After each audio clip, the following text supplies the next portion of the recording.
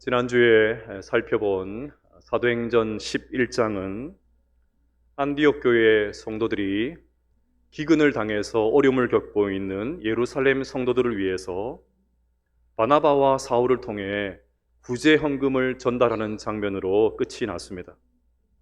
11장 29절과 30절을 보시면 제자들이 각각 그 힘대로 유대에 사는 형제들에게 부조를 보내기로 작정하고 이를 실행하여 바나바와 사울의 손으로 장로들에게 보내니라.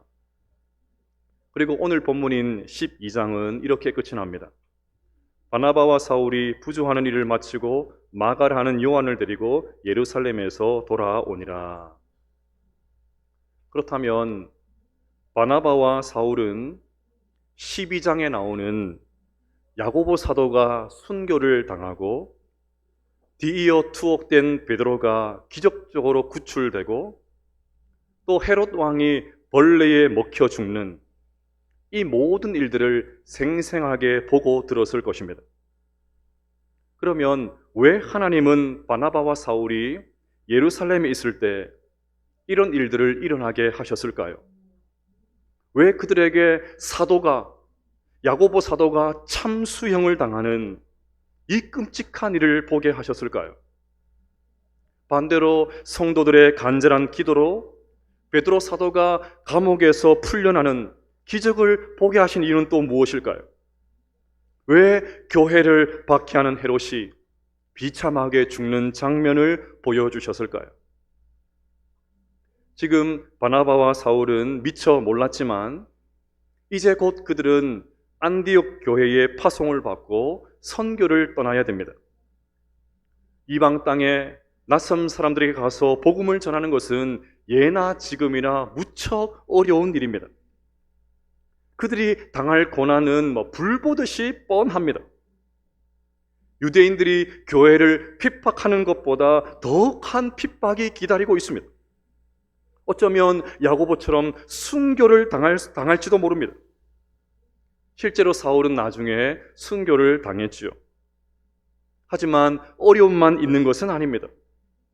투옥 중인 베드로가 풀려난 것처럼 극적인 구출을 경험하게 되기도 할 것입니다.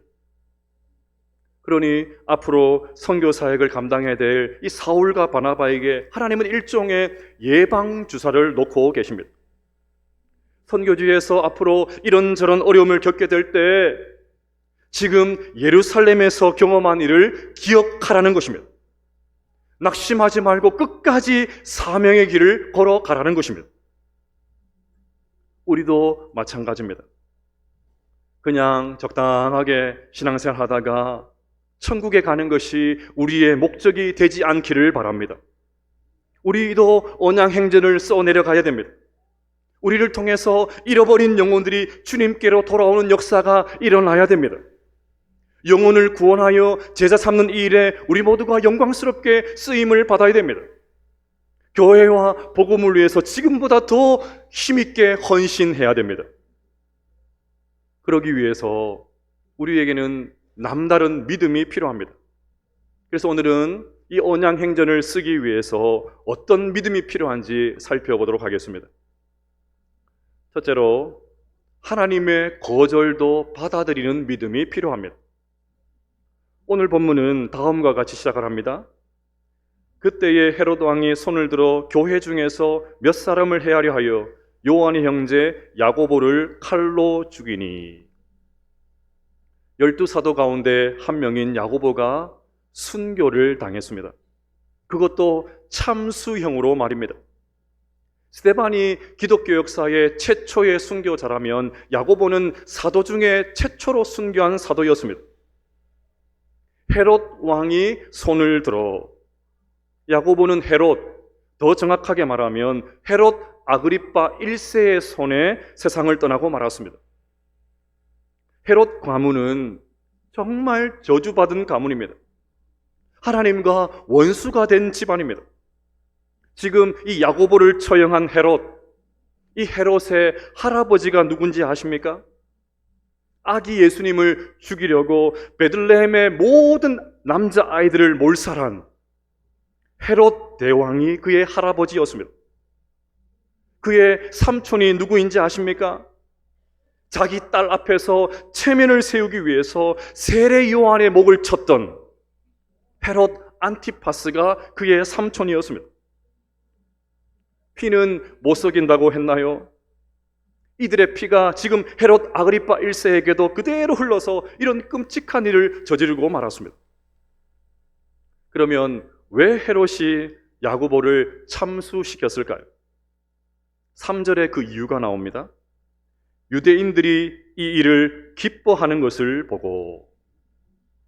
헤롯은 유대를 통치하는 왕이기는 했지만 정통 유대인이 아니라 에서의 후손이었습니다. 그러니 정치적인 기반이 매우 약합니다. 자리를 유지하기 위해서 유대인들의 환심을 사야 됩니다. 예나 지금이나 정치인들은 표가 중요하지 않습니까? 그런데 가만히 보니까 유대인들이 예수 복음을 전하는 이 교인들 때문에, 저 예수쟁이들 때문에 골치가 아픕니다. 결국 유대인들의 환심을 사기 위해서, 철저하게 자신의 권력을 유지하기 위해서 야고보의 목을 친 것입니다. 자, 그런데 저는 여기서 야고보 사도가 허망하게 세상을 떠나는 것을 보면서 마음이 너무 불편해집니다. 여러분, 야고보 사도가 누구입니까? 그는 단순히 예수님의 12 제자가 아니라 예수님께서 따로 챙기셨던 제자 가운데 한 명이었습니다. 예수님이 변화산에서 영광스러운 모습으로 변화되실 때 그 현장에 있었던 3명의 제자 가운데 한 사람이 야고보였습니다. 그러면 그렇게 특별 훈련을 시킨 제자라면 오랫동안 성도들에게 말씀을 가르치는 게 교회적으로도 훨씬 도움이 되지 않겠습니까? 더욱이 앞날이 창창한 이 귀한 인재가 끔찍하게 칼에 맞아 죽어가는 그 시간에 하나님 도대체 뭘 하고 계셨습니까? 이렇게 허망하게 비참하게 세상을 떠나는데 왜 가만히 계십니까? 도대체 하나님께서 이렇게 하신 이유를 모르겠습니다. 이것은 나중에 베드로의 모습과 비교를 하면 더 이해하기가 어렵습니다. 베드로는 야고보와 똑같이 참수형을 당하기 전날 밤 주님이 보내신 천사의 손길에 이끌려서 그 철통 같은 감옥에서 안전하게 돌아왔습니다. 너무 불공평한 것 아닙니까? 차별 아닌가요? 누구는 비참하게 죽게 하시고 누구는 기적적인 방법으로 구출하시고, 베드로와 똑같은 사도인 야고보의 입장에서 보면 얼마나 주님이 약속했겠습니까? 그러면 주님이 이러신 이유가 뭘까요?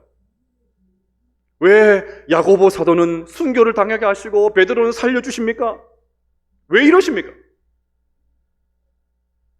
모르겠습니다. 우둔한 저의 머리로서는 그 이유를 정말 모르겠습니다. 그래서 답답합니다. 다만 그럼에도 불구하고 야고보가 비참하게 참수형을 당했다고 해서 하나님께서 실패하셨거나 사탄이 승리했다고 생각해서는 안 됩니다. 우리가 다 이해하지 못한다고 해서 하나님은 무능력하시다 말해서는 안 됩니다. 야고보의 순교의 현장에 주님께서 어떤 기적도 베풀어 주지 않았다고 해서 주님이 안 계신 것처럼 주님이 야고보를 사랑하지 않는다고 생각해서는 안 됩니다. 우리는 보통 우리에게 좋은 일이 생기면 하나님이 하셨습니다, 하나님의 은혜입니다 라고 하면서 하나님께 영광을 올려드리죠. 죽을 병을 걸렸는데 살아서 돌아오거나 가망이 없던 사업이 벌떡 일어나면 하나님의 은혜라고 고백을 합니다. 네, 마땅히 그래야 됩니다. 하나님 아니고 설명 불가능한 기적의 현장이 일어나면 하나님께 마땅히 영광을 올려드려야 됩니다. 하지만 반대 상황에서는 어떻게 합니까? 열심히 간절하게 기도했는데도 호전이 되지 않으면 어떻게 합니까? 정말 뜨겁게 하나님 앞에 매달려서 기도했는데 상황이 더 악화되는 그때에도 과연 하나님이 하셨습니다, 이것도 하나님의 은혜입니다, 이렇게 고백할 수 있으십니까? 솔직히 이런 것은 꿈도 꾸지 못하고 하나님께 실망하고 하나님께 분노하고 심지어 하나님이 없다고 하면서 불평불만을 터뜨린 것이 우리의 모습이지 않습니까? 20세기를 대표하는 기독교 변증가인 C.S. 루이스가 고통의 문제라는 책에서 이런 말을 했습니다. 고통이란 귀먹은 세상을 불러 깨우는 하나님의 메가폰이며 만사가 잘 돌아가고 있다는 환상을 깨뜨리는 데 도움을 주어 하나님이 반항하는 영혼의 요새 안에 진실의 깃발을 꽂을 수 있게 한다. 그의 이 말은 고통은 변장된 하나님의 축복이라는 말로 요약이 되어서 지금도 고통에 대한 가장 모범적인 대답으로 저 같은 설교자들이 많이 인용을 합니다. 하지만 루이스는 인생 말년에 사랑하는 아내가 암으로 세상을 떠나는 고통을 경험하면서 처참할 정도로 철저하게 무너집니다. 그는 헤아려 본 슬픔이라는 책에서 이렇게 말했습니다. 대답은 없다. 열심히 기도했는데 하나님께서 어떤 대답도 하지 않으셨다는 말이죠. 대답은 없다. 그저 잠긴 문, 철의 장막, 텅 빈 허공, 절대적인 무의 세계만 있을 뿐. 구하여도 얻지 못하리라. 구하다니 내가 바보였다. 그동안 열심히 기도했는데 내가 바보였다.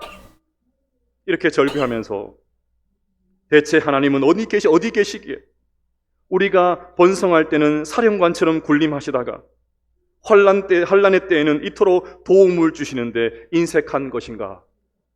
이렇게 울부짖었습니다.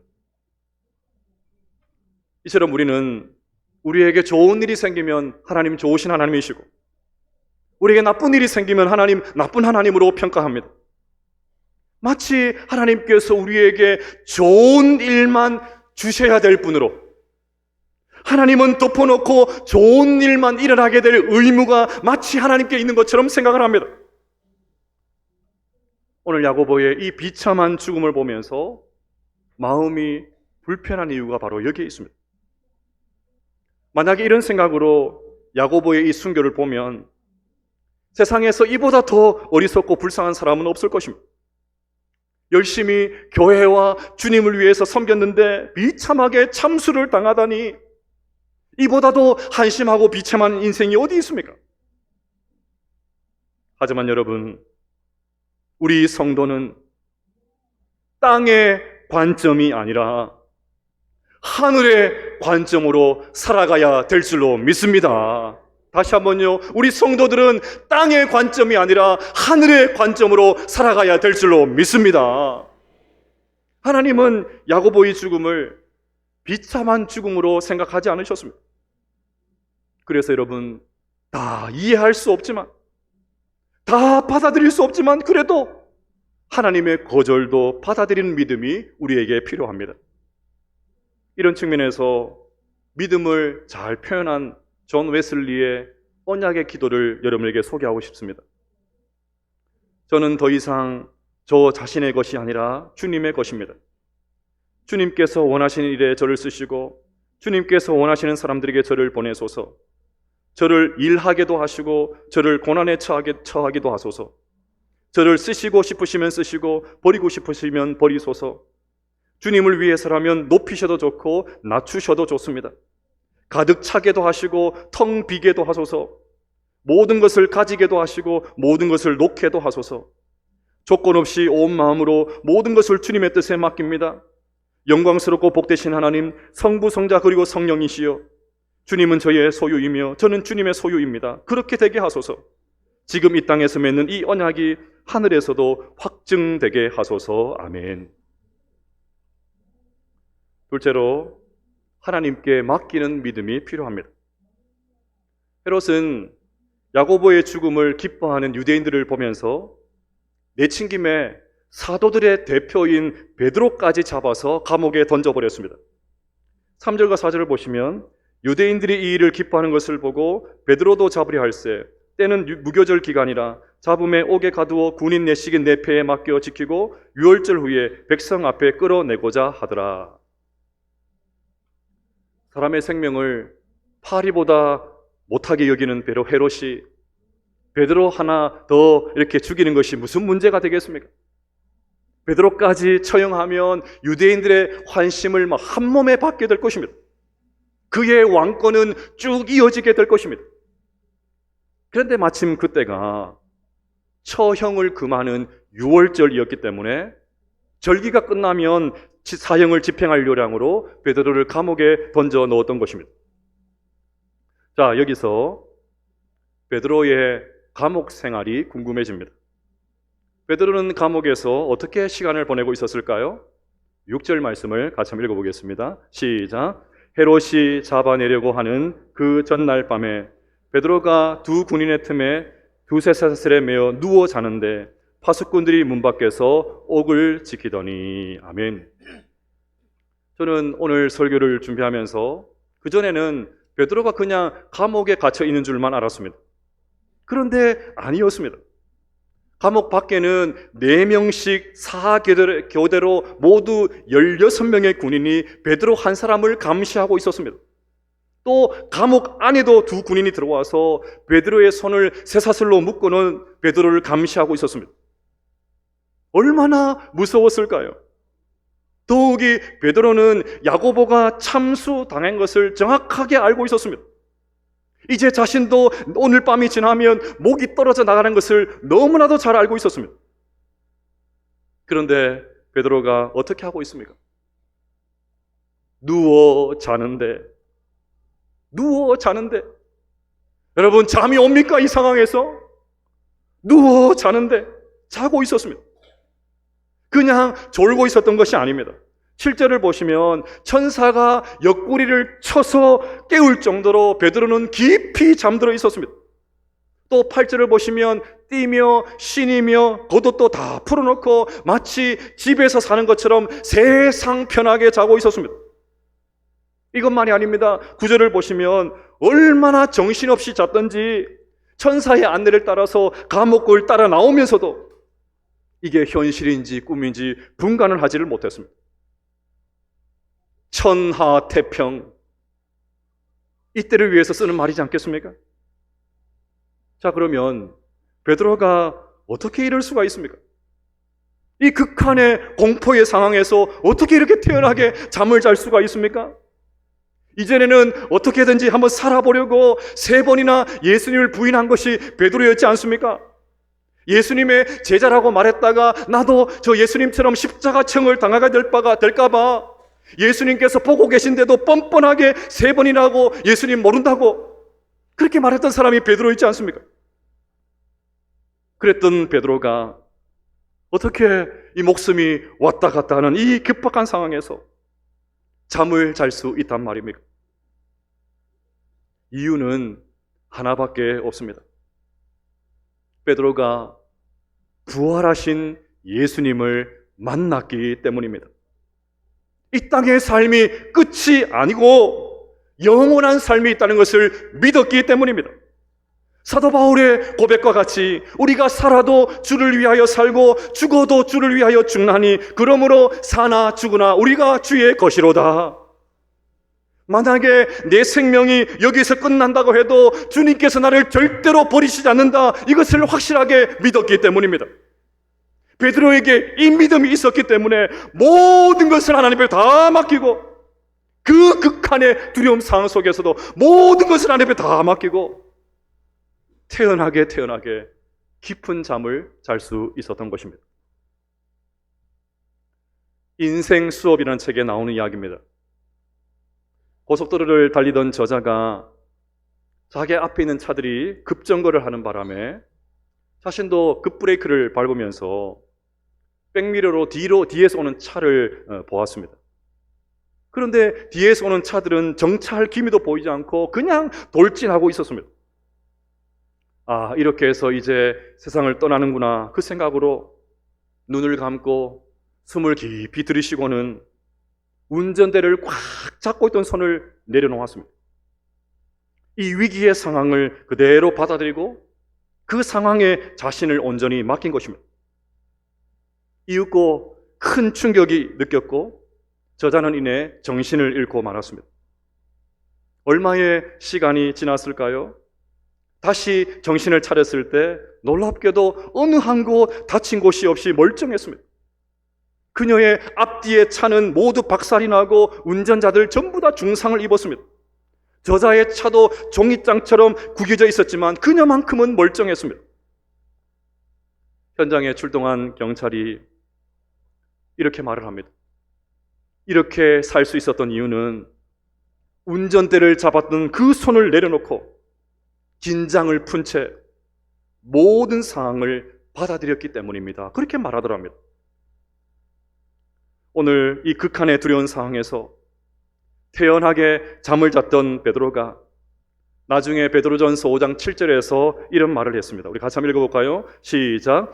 너희 염려를 다 주께 맡기라. 이는 그가 너희를 돌보심이라. 너희 염려를 다 주께 맡기라. 이는 그가 너희를 돌보심이라. 요즘 폭염과 열대야로 잠을 이루지 못한 분이 많이 계실 것입니다. 하지만 그것과 별개로 경제적인 문제로 자식들에 대한 어려움 때문에 건강에 대한 어려움으로 이미 오랫동안 잠을 이루지 못한 분들이 분명히 계실 것입니다. 너희 염려를 주께 맡기라. 이는 그가 너희를 돌보심이라. 극한의 상황 속에서 모든 것을 맡기고 실제로 태연하게 잠을 잤던 베드로가 자신의 삶으로 증명해낸 이 말씀을 이 아침에 확실하게 붙잡게 되시기를 바랍니다. 그래서 우리 모두도 주님께 모든 것을 맡기고 믿음으로 살아갈 수 있는 우리 모두가 되시기를 주님의 이름으로 축복합니다. 마지막 셋째로 부족한 기도도 응답해 주신다는 믿음이 필요합니다. 야고보와의 순교와 베드로의 투옥 소식을 듣고 처음 교회 성도들은 역시나 또다시 기도하기 시작합니다. 5절을 보시면 이에 베드로는 옥에 갇혔고 교회는 그를 위하여 간절히 하나님께 기도하더라. 이번만이 아니었습니다. 베드로는 이전에도 감옥에 갇힌 적이 있었지요. 그때도 처음 교회 성도들은 베드로를 위해서 간절히 기도했습니다. 그때 풀려난 베드로가 즉각적으로 자기 가족에게 간 것이 아니고 곧장 기도하고 있는 성도들을 찾았습니다. 그래서 지난 3월 24일에 그 동료에게 가서 라는 제목으로 제가 설교를 한 적이 있습니다. 누군가 널 위하여 누군가 기도하네. 내가 홀로 외로워서 마음이 무너질 때 누군가 널 위해 기도하네. 우리 언양교회 공동체가 서로를 위해서 기도해 줄 수 있는 공동체 될 수 있기를 주님의 이름으로 축복합니다. 자, 처음 교회 성도들은 베드로를 위해서 간절히 기도했습니다. 아마 풀려나게 해달라는 기도를 포함해서 혹 풀려나지 못한다고 해도 약해지지 않고 끝까지 믿음을 지키게 해주십시오. 그 기도를 했겠죠. 하지만 기도는 간절했지만 그 기도가 실제로 응답될 것이라고는 생각하지 않았던 것 같습니다. 천사의 손에 이끌려서 감옥에 나온 베드로가 마레아의 집에 갔더니 역시나 성도들은 여전히 베드로를 위해서 기도하고 있었습니다. 베드로가 문을 두드리자 로데라고 하는 여자아이가 베드로의 음성인 것을 확인하고는 너무나도 기쁜 나머지 문도 열어주지 않은 채 집안 안으로 들어가서 소리를 칩니다. 베드로가 대문 밖에 서 있습니다. 베드로가 살아서 왔습니다. 베드로가 집 문 앞에 서 있습니다. 성도들의 간절한 기도가 응답된 것입니다. 그러면 성도들이 어떻게 반응해야 됩니까? 할렐루야 해야지요. 할렐루야 소리치면서 얼른 밖으로 뛰쳐나가서 베드로를 영접해야 되는 것이 마땅합니다. 그런데 그들의 반응을 보십시오. 15절 말씀을 같이 한번 읽어보겠습니다. 시작. 그들이 말하되 내가 미쳤다 하나 여자아이는 힘써 말하되 참말이라 하니 그들이 말하되 그러면 그의 천사라 하더라. 네가 미쳤다. 무슨 말도 되지 않는 소리를 하냐? 그들은 믿지 않았습니다. 여러분, 웃을 일이 아닙니다. 우리도 이런 기도를 할 때가 얼마나 많습니까? 앞에서 모든 염려를 다 주님께 맡기자고 해서 다 맡기고 기도했는데 돌아서는 그 순간 또 한숨을 쉽니다. 또 걱정을 늘어놓습니다. 이처럼 우리는 기도하는 것과 실제로 믿는 것이 실제로 많이 다를 때가 얼마나 많은지 몰라요. 실제로 믿지도 않으면서 습관적으로 아멘 할 때도 얼마나 많은지요. 예수님께서 기도에 대해서 중요한 말씀을 하신 적이 있습니다. 무엇이든지 기도하고 구하는 것은 받은 줄로 믿으라. 그리하면 너희에게 그대로 되리라. 이 말씀에 근거하면 지금 베드로를 위해서 기도하고 있는 성도들, 믿고 기도한 것이 아니지 않습니까? 그러면 응답을 못 받는 것 아닙니까? 그런데 중요한 것은 하나님께서 이 부족한 기도도 들어주셨다는 것입니다. 제대로 믿지 않았는데도 응답이 되었습니다. 그러니 기도는 우리가 간절하게 기도하면 응답이 되고 간절하지 않으면 기도 응답이 안 되고 그런 것이 아닙니다. 중요한 것은 우리의 연약한 기도에도, 제대로 믿지 못하는 그 기도에도 여전히 하지만 걱정하고 염려하는 우리의 기도이지만 그 기도마저도 하나님께서 들어주신다는 것입니다. 그 하나님께서 나와 함께 해 주신다는 것입니다. 그러니 나의 어떠함과 상관없이 우리에게 최선의 것을 주시는 하나님을 끝까지 신뢰하는 이 믿음으로 살아갈 수 있는 우리 모두가 되시기를 주님의 이름으로 축복합니다. 자, 이제 결론입니다. 자신의 권력과 욕망을 위해서 야고보를 참소하고 베드로를 투옥시킨 이 헤롯, 어떻게 되었습니까? 23절을 보시면 헤롯이 영광을 하나님께로 돌리지 아니하므로 주의 사자가 곧 친히 벌레에게 먹혀 죽으니라. 온 나라를 지락펴락하고 사람 생명, 파리 목숨보다 하찮게 여겼던 그 왕, 그 헤롯 왕, 벌레, 요즘으로 하면 바이러스 하나를 제압하지 못하고 세상을 떠나고 말았습니다. 벌레만도 못한 인간이 된 것입니다. 그리고 오늘 이 말씀은 이렇게 마칩니다. 하나님의 말씀은 흥왕하여 더하더라. 하나님의 말씀은 흥왕하여 더하더라. 헤롯의 말은 힘을 잃고 하나님의 말씀은 힘을 얻었습니다. 헤롯의 명령은 죽음과 함께 힘을 잃었지만 하나님의 말씀은 결코 쇠하지 않았습니다. 핍박자의 칼날은 부러지지만 주님의 말씀은 더욱 힘차게 퍼져나가게 되었습니다. 사랑하는 여러분, 반드시 하나님은 승리하십니다. 반드시 하나님은 승리할 줄로 믿습니다.